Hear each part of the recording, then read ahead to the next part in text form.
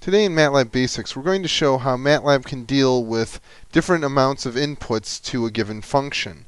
So for example, we might just call main and give 0 inputs, and our alpha and beta variables will be given defaults of 10 each, so that when you multiply them you get a 100.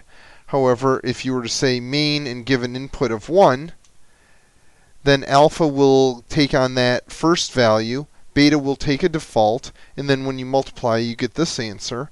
And finally, you could do something like main of 3, 4, and you don't get any of the defaults at all.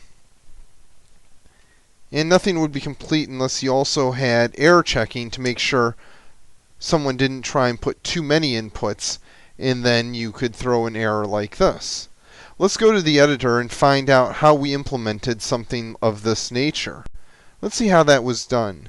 Basically, the input list just has the keyword var argin, which is short for variable arguments in, and then we're going to switch through a bunch of different cases using the keyword nargin, or number of arguments in.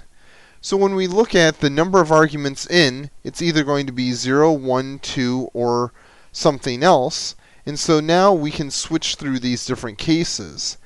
If the number of arguments in was 0, then we'll just display 0 inputs and set the defaults.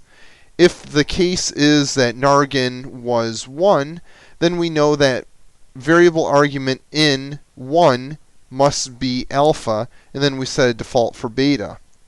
If we scroll down and look at the rest of this, we can see that if nargin was 2, then we're going to say 2 inputs were given. Variable argument in 1 must have been alpha, and variable argument in 2 must have been beta. If none of these were the case, 0, 1, or 2, then we're just going to go through otherwise and say unexpected inputs.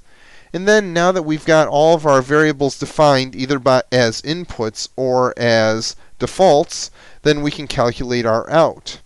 So that shows you how nargin and var argin can help you to make a more robust and useful function. Thank you.